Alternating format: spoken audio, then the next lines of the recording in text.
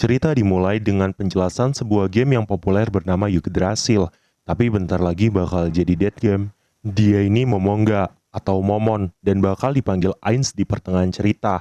Dia merupakan pemimpin dari guild yang cukup terkenal bernama Ainz Zulgaunt. Di masa penutupan game, Momon senang bisa ketemu sama member guild yang bernama Hiro-Hiro yang sempat pensiun seperti member-member lain di guild mereka. Mereka berbincang-bincang satu sama lain, yang berakhir dengan Hiro-Hiro yang pamit undur diri. Momonga tetap tinggal karena dia mau tetap berada di dalam game sampai waktu penutupannya tiba. Dia bangkit dan ngambil tongkat serikat yang bernama Staff of Ainz Zulgaunt dan ngebawa tongkat itu ke singgasananya. Waktu Momon buka pintu, dia disambut sama pelayannya yang namanya Sebas dan pelayan lain yang disebut sebagai Play the Six Star. Dari kiri ke kanan, ini Yuri Alpha, Lupus Regina Beta, Nabiral Gamma, Delta, susah banget namanya, Solution Epilson, dan Etona Valisa Zeta. Momonga ngajak mereka ke ruang tata sebagai perintah terakhirnya. Waktu sampai di singgasana, ada NPC lain yang berdiri menunggu kedatangan si Momonga. Dia ini namanya Albedo, salah satu NPC terkuat yang ada di makam Agung Nazarik, dan pengawas dari semua penjaga lantai. Ngomong-ngomong, bicara soal lantai, Nazarik punya beberapa lantai, yang kalau nggak salah tuh sampai 10 tingkat. Tapi ini nggak bakal aku jelasin lebih detailnya lagi di video ini. Ainz kemudian ngecek latar belakang Albedo dan nemuin kata beach. Ya kalian sendiri tahu lah maksudnya itu apa. Momonga kaget, jadi dia ganti kata beach itu dengan kalimat sangat mencintai Momonga. Momonga nunggu hitungan mundur gamenya tutup, yang ternyata hitungan jamnya malah masih lanjut, yang berarti gamenya masih berjalan. Momonga jelas panik. Tapi lebih panik lagi waktu denger Albedo bisa ngomong.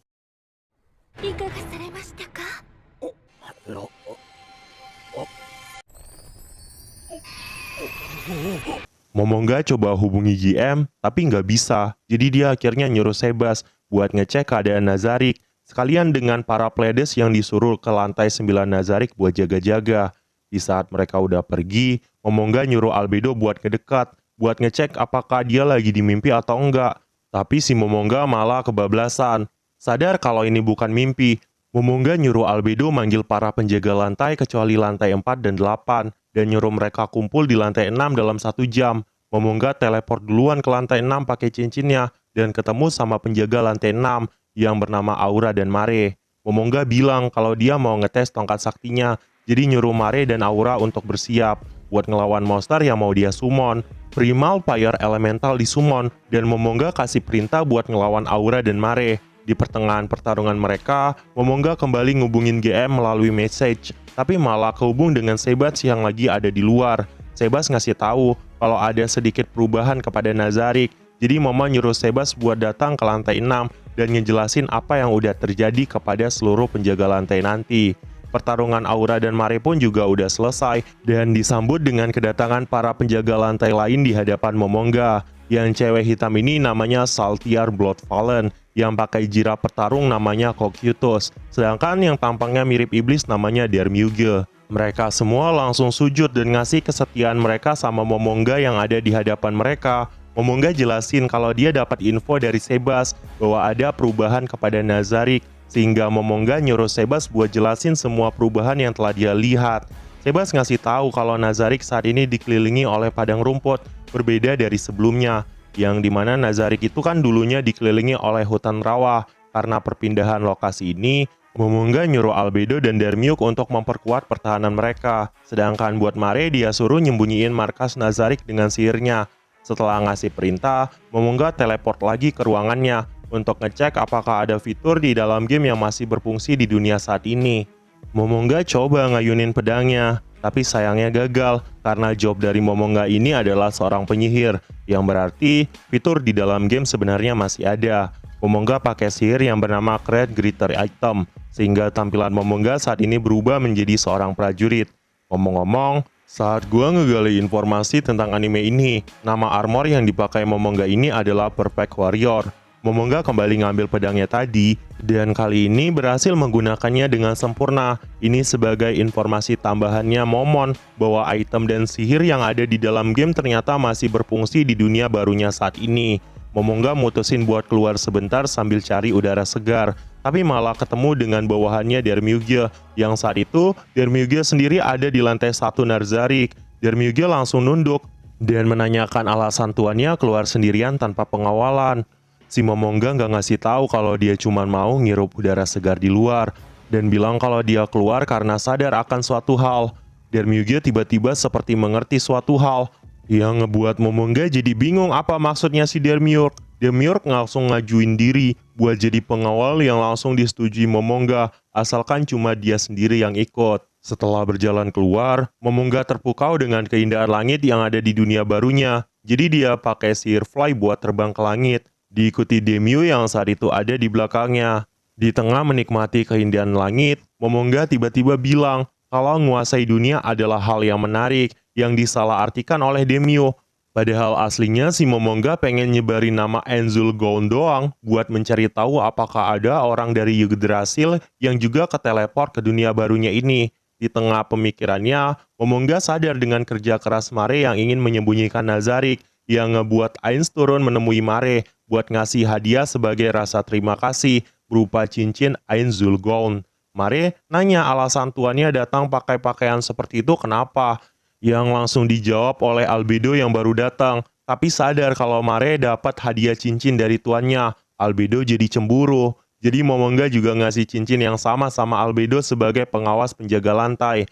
Karena urusannya udah selesai, Momonga pergi teleport ke tempat lain, yang disambut bahagia oleh Albedo karena dapat cincin dari orang yang dia cintai. Besok paginya, Momonga yang lagi main-main sama cermin ajaibnya nemuin warga desa yang lagi party. Banyak adegan tusuk-tusukan di desa saat itu, yang ngebuat Sebas menanyakan tindakan apa yang akan dilakukan oleh tuannya. Awalnya si Momon males ikut campur, tapi karena teringat sama Touch, sang penyelamat dirinya dulu, si Momon akhirnya mutusin buat pergi ke desa itu sama Albedo. Di tengah hutan, ada seorang anak gadis bernama Henry yang ingin dieksekusi, tapi harus terhenti karena tiba-tiba muncul sebuah portal besar di hadapan mereka. Sosok Momonga muncul dan langsung gunain skill yang bernama Grass Heart, yang ngebuat salah satu prajurit tadi langsung pindah alam. Karena ketakutan, rekan prajurit tadi mau lari, tapi langsung Momon kasih hadiah sambaran petir, biar dia bisa reuni sama kawannya yang udah di alam lain. Hehehehe. Si Momon manggil Death Knight tingkat menengah, pakai jasad prajurit dan nyuruh si Death Knight untuk pergi ke desa duluan, disambut dengan kedatangan Albedo yang udah full armor. Momon ngasih potion merah ke Henry sebagai obat penyembuh, ditambah lagi dengan item dan skill perlindungan buat jaga-jaga aja. Waktu Momon mau pergi, Henry menanyakan nama penolongnya. Ya, Momon langsung jawab kalau namanya itu Ainzul Goun. Di tengah desa, Death Knight yang menikmati partinya dengan para prajurit yang ngeganggu desa. Dia mulai ngabsen seluruh prajurit satu persatu. Ada salah satu prajurit yang terlihat sangat senang ketika dirinya sudah mau dipanggil dan langsung diberi hadiah tusukan manja tepat di dadanya.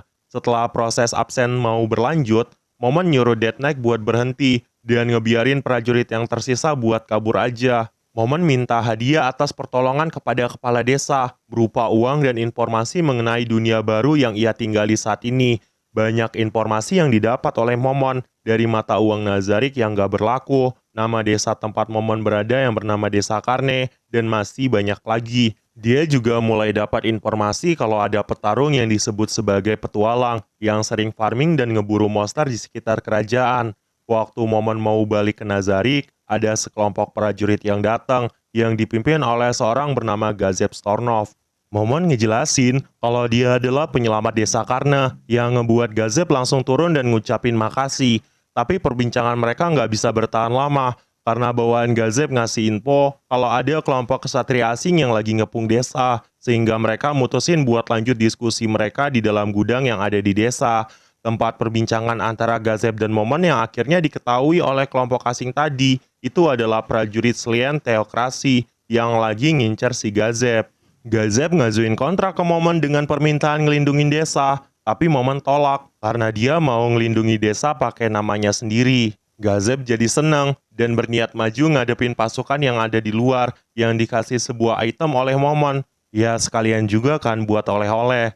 Gazeb dan pasukannya pergi dari desa yang langsung disambut hangat sama pasukan Slien Theokrasi. Pakai kekuatan sihir mereka, Gazeb juga pakai kekuatannya buat ngimbangin lawan-lawannya itu, tapi tetap harus menderita karena partiannya beban semua. Waktu Gazep mau dieksekusi, Momen minta ganti pemain yang membuat Gazep diteleportasi ke gudang persembunyian warga yang ada di desa, sedangkan si Momen di lokasi Gazep sebelumnya. Momen kesal waktu dengar desa yang udah dia selamatin mau dibantai, tapi dia juga penasaran dengan sosok monster yang ternyata ada di dalam game Yggdrasil dulu. Momen pakai sihir mau bantai semua monster yang ada, yang ngebuat lawannya pakai item sihir, yang digadang-gadang katanya kuat banget. Awalnya Momen sempat waspada, karena tahu isi item itu apa. Tapi pas lihat monster yang disummon, Momen langsung ketawa. Dia nggak nyangka monster level rendah kayak gitu yang datang, yang ngebuat pasukan musuh panik, dan nyuruh nyerang Momen pakai kekuatan sucinya. Momen bisa nahan semua serangan dari monster tadi, yang langsung Momen lawan balik dengan sihir yang bernama Black Hole. Jelas paniklah seluruh pasukan musuh tadi ngelihat pasukan terkuat mereka mati dengan instan. Momen minta mereka semua buat tunduk karena bentar lagi bakal Momen eksekusi juga. Karena misi udah selesai, Momen kembali ke Nazarik dan nyuruh semua penjaga lantai buat ngumpul di ruangan singgasana. Momen ngeganti namanya jadi Ainzul Gaunt dan nyuruh ke semua bawahannya untuk nyebarin nama tadi ke seluruh dunia. By the way, gue juga bakal ikut ganti nama Momen dengan nama Ainz juga. Besoknya, Albedo yang lagi rapat berduaan sama Ainz didatangin sama Saltiar yang mau izin pamit buat ngumpulin informasi, nyusul Sebas yang udah pergi duluan ke kota. Gak hanya bawahannya, Ainz juga ikut pergi ke kota yang ada di Erantel buat ngumpulin informasi dengan menyamar jadi petualang yang bernama Momon. Waktu dia lagi nyari penginapan, ada kakak senior pengangguran yang ngeganggu Ainz, yang langsung Ainz lempar ke belakang, tapi malah kena meja orang yang lagi seneng-seneng sama potionnya. Si petualang minta ganti rugi, nah dikasih lah tuh potion merah, yang ngebuat si petualang itu jadi bingung. Sesampainya di kamar, Ainz ngejelasi kalau kedatangan mereka ke Erantel buat ngegali informasi, ditambah harus menjadi petualang tingkat adamantin, yang dikenal oleh banyak orang, tapi harus terhalang karena mereka lagi krisis ekonomi. Di tempat lain, petualang yang Ainz beri potion tadi datang ke sebuah toko buat ngecek informasi dari potion yang dia dapat kepada orang yang bernama Enfiera. Enfiera terkejut ngelihat benda yang dibawa sama petualang tadi. Jadi dia langsung datengin nenek yang bernama Lizzie buat ngecek informasi potion yang dibawa si petualang. Si Lizzie terkejut ngecek informasi potion itu. Si nenek itu bilang kalau itu adalah barang berharga, yaitu potion sempurna yang belum pernah dibuat oleh orang-orang. Besok paginya, waktu Ainz mau cari duit, karena terhalang bahasa, Ainz langsung ngambil misi random buat dia selesain. Tapi dilarang, karena misi yang Ainz ambil untuk golongan petualang tingkat mithril. Jadi Ainz minta tolong buat dicariin misi aja. Sampai pada akhirnya, dia membantu sebuah kelompok petualang, yang sang pemimpinnya namanya Peter Mork, yang acer namanya Luke Latterfolk, sang druid namanya Divine What Wonder, dan yang terakhir namanya Ninja. Ninja ini disebut sebagai seorang yang memiliki talenta, seperti orang yang namanya Enfiera tadi, yang talentanya bisa pakai item sihir apapun. Ainz jadi penasaran sama si Enfiera, yang kebetulan orangnya juga nyari Ainz. Enfiera ngasih misi ke Ainz buat ngawal dia ke desa Karna, bantuin dia ngumpulin tanaman obat yang ada di hutan. Karena Ainz nggak punya skill buat ngelindungin orang lain, dia jadinya ngajuin kelompok ninja buat ikut bersama aja, yang disetujui oleh Enfiera. Besoknya, misi pengawalan Ainz juga dimulai, dan mereka sampai berhenti di tengah jalan buat istirahat. Si Ainz dapat info kalau ada monster bernama Raja Hutan yang hidup di dalam hutan. Si Peter nasihati Ainz dan Nabe agar hati-hati, karena monster itu sangat berbahaya. Lanjutin perjalanan. Nabe terus digodai sama Luke, yang ngebuat Nabe kesel, tapi harus ditahan sama si Ainz. Waktu Luke bilang kalau Nabe sama Ainz itu pasangan, Nabe malah tersipu malu, dan gak sengaja nyebut nama Albedo. Ainz langsung nenangin Nabe dan nyuruh Luke untuk jangan ganggu Nabe lagi. Peter juga ikut ngasih peringatan sama si Luke, tapi si Luke yang disuruh diam karena ngedengar pergerakan dari para monster langsung teriak. Para goblin dan orc bergerak ke arah mereka, ngebuat kelompok Peter waspada, sedangkan si Ainz jalan santai sama si Nabe, yang unyu-unyu dilawan sama kelompok Peter, sedangkan untuk yang orc dilawan sama si Ainz. Semua lawan Ainz ajar sekali tebasan, yang ngebuat kelompok Peter berpikir kalau kekuatan Ainz setara dengan petualang adamantin, atau bisa setara dengan Gazep Stornop. Perjalanan mereka terus berlanjut, hingga akhirnya mereka sampai di desa Karne, yaitu desa yang diselamatin oleh Ainz dulu. Sekarang desanya udah punya pagar, tapi pas mereka mau masuk, mereka malah dihadang sama pasukan goblin. Awalnya kelompok Peter mau waspada, tapi begitu ngelihat Henry datang, Ainz akhirnya sadar kalau para goblin itu berasal dari item yang diberikannya kepada Henry sebelumnya. Di dalam salah satu rumah, Henry dan Enfiera lagi bercerita soal kejadian yang terjadi di desa Henry di masa lalu. Henry ceritain soal Magic Caster penyelamat desa yang bernama Ainz, yang diikuti oleh orang yang bernama Albedo. Sebagai bawahannya, ngedengar nama Albedo, ngebuat Enfiera sadar kalau si petualang momen yang dia mintai tolong adalah seorang Ainz yang nyelamati desanya si Henry. Si Enferia pun langsung buru-buru datangi si Ainz dan ngucapin makasih karena udah mau nolong orang yang dia cintai. Enfiera juga ngasih tahu alasan dia milih Ainz sebagai pengawal karena dia pengen tahu cara pembuatan potion merah yang dia kasih ke salah satu petualang. Karena identitasnya kan udah terbongkar, Ainz nyuruh Enferia buat jaga rahasia. Karena saat ini orang-orang yang ada di hadapannya adalah seorang petualang yang bernama Momon dan bukanlah Ainz. Lanjutin cerita. Waktu si Ainz mau ngawal Enferia masuk ke hutan buat metik tanaman obat, Enferia nasihati Ainz dan rekan-rekannya buat hati-hati, karena katanya di dalam hutan ini ada sosok yang bernama Raja Hutan. Sesampainya di dalam, Ainz berpisah sama kelompok Enferia karena mau jumpai si Aura yang dikasih perintah buat cari keberadaan si Raja Hutan. Aura nurutin perintah si Ainz sehingga waktu Aura udah nemui keberadaannya, dia ganggu tidurnya si Raja Hutan agar si Raja Hutan keluar dari sarangnya. Enferia dan kelompok Peter sadar ada pergerakan monster yang sangat luar biasa, ngebuat mereka langsung bergerak pergi dan ninggali Ainz sama Nabi di hutan. Waktu si Raja Hutan makin ngedekat, Ainz seketika kaget karena wujud si Raja Hutan ternyata berbentuk hamster. Ainz juga kecewa karena awalnya kira si Raja Hamster itu kuat, tapi ternyata hanya monster lemah biasa. Ainz pakai skillnya yang ngebuat si Raja Hutan tunduk. Dapet deh hewan peliharaan baru. Gak terasa misi mereka udah selesai. Ainz berpisah dengan Enferia di kota karena mau pergi ke guild sebentar dan nyuruh kelompok Peter buat ngantar Enferia ke rumah. Di depan gudang guild, Ainz udah selesai ngelapor. Sekalian udah ngasih nama sama si Raja Hutan dengan sebutan Hamsuke. Lizzie yang datang menghampiri Ainz dan nanya cucunya ada di mana. Ainz bilang kalau mereka udah pergi duluan ke rumah. Jadi si Lizzie ngajak Ainz pergi ke rumah buat ngambil bayarannya. Sesampainya di rumah, suasana rumah Lizzie kosong yang ngebuat Ainz curiga. Dia masuk ke pintu gudang dan nemuin mayat kelompok Peter yang bergeletakan di tanah. Dan tiba-tiba bangkit layaknya zombie. Ainz nyerang habisi mereka dan datangi mayatnya Ninya buat ngecek barang-barangnya. Karena nggak nemu tubuh Enferia, si nenek panik minta tolong dan langsung Ainz kasih tawaran buat nyewa mereka berdua aja. Tapi dengan bayaran semua harta yang dimiliki oleh si nenek. Karena si Lizzie setuju, Ainz dan Nabil langsung lakuin persiapan di ruang tertutup. Sekumpulan gulungan sihir dikeluarin buat nyari keberadaan Enfirea dan ternyata ada di daerah kuburan. Ainz dan Nabil langsung bergerak ke lokasi bersama Hamsuke, ngebantai pasukan undead yang sedang menghadang. Hamsuke juga bahkan sampai nyangkut ke pohon dan ketemu dengan pelaku utamanya. Ainz tahu kalau ada pengguna senjata tumpul yang sedang bersembunyi, jadi si Clementine nggak perlu sembunyi lagi karena keberadaannya itu udah ketahuan. Ainz langsung ngajak duel Clementine di tempat lain, sedangkan Nabil disuruh ngelawan Kazid beserta ante-antenya. Nabil langsung nyerang pakai skill petir yang ngebuat antek-antek dari Kazid saat itu sampai tewas. Dan tersisa si Kazid yang langsung ngesumon naga kematian yang digadang-gadang bisa kebal sama sihir.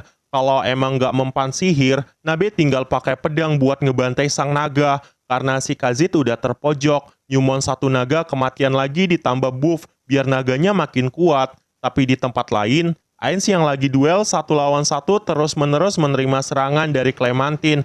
Karena dari awal si Ainz nggak niat buat bertarung serius. Karena udah terlalu lama digempur sama lawannya. Ainz juga jadi bosan, jadi nyuruh Nabe buat serius. Sedangkan si Ainz nyuruh Clementine nyerang dia sekuat tenaga aja.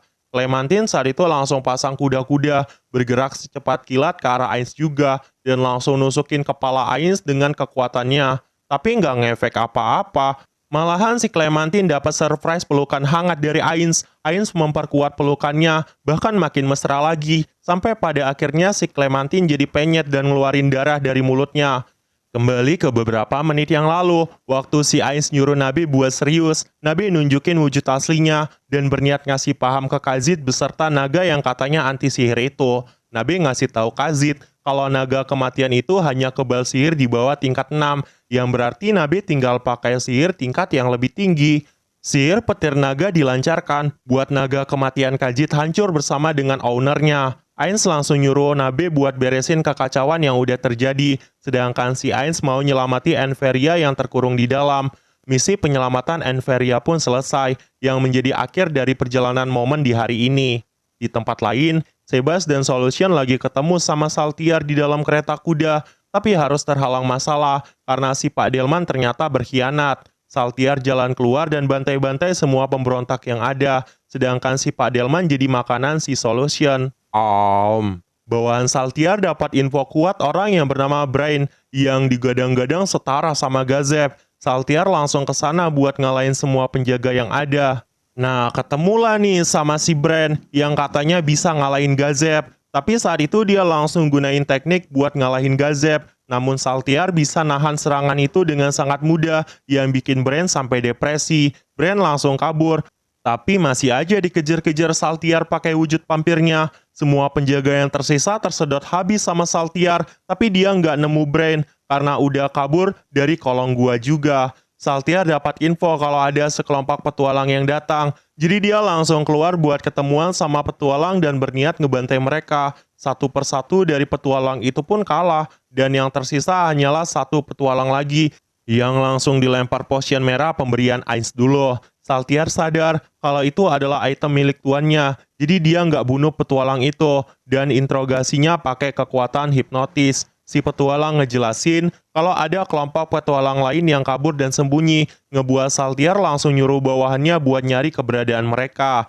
Tapi semuanya berhasil dikalahin dengan instan. Saltiar jadi kesal, jadi dia bertindak sendiri ke lokasi, dan ketemu dengan kelompok petualang yang ngalahin bawahannya tadi. Saltiar nyerang lawan yang ada, tapi harus berakhir kalah karena ada pengguna sihir kuat yang berhasil nyerang Saltiar. Di saat kesadarannya masih ada, Saltiar lancarin serangan terakhirnya, ngebuat pengguna sihir dan pelindung tadi jadi mati.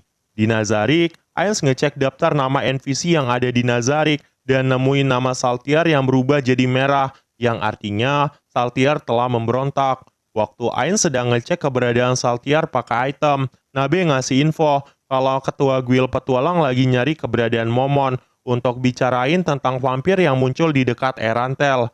Besoknya, Ainz datang ke guild petualang buat ngadain rapat. Mereka lagi bahas soal Saltiar dan berencana buat tim buat nyerang Saltiar di hutan. Ainz ngajuin agar timnya aja yang pergi sendiri, tapi sebagai bayarannya, Ainz minta ketua guild buat naiki peringkat dia menjadi petualang kelas Oriklom.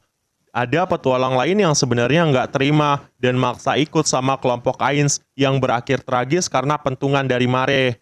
Habis itu, Ainz dekati Saltiar dan mulai ngajak dia ngomong, tapi nggak dapat balasan sehingga Ainz mikir Saltiar kena sihir pengendali pikiran. Ainz coba pakai sihir super dari cincinnya, tapi nggak ngeberi efek apa-apa, yang ngebuat Ainz sadar ada yang salah. Dia ngajak Albedo teleport ke tempat lain, melampiaskan amarahnya. Nggak nyangka ada pengguna world class item di dunia barunya. Ainz langsung ngajak Albedo dan Yuri ke ruang harta dan ketemu dengan NPC yang namanya Pandora Actor yang merupakan NPC buatan Ainz sendiri. Dia ini tingkahnya emang rada-rada aneh karena emang disetelain waktu dia masih jadi Chunibyo. Ainz nyuruh Albedo buat ngasih cincin Ainz Zulgown kepada Yuri. Karena kalau mereka masuk ke dalam pakai cincin, golem yang berbentuk para Supreme bakalan bangkit nyerang mereka. Selain ngambil harta world class item yang ada di dalam, Ainz juga ngejelasin kalau dia berniat ngebuat 1 lawan 1 dengan Saltiar untuk membuktikan kelayakan dia sebagai sang pemimpin. Besoknya, Ainz datang jumpain Saltiar lagi buat ngajak Saltiar duel 1 lawan 1. Ainz ngecoba ngajak Saltiar bicara, tapi karena nggak ada balasan, Ainz minta tunggu sebentar karena mau lakuin persiapan dulu.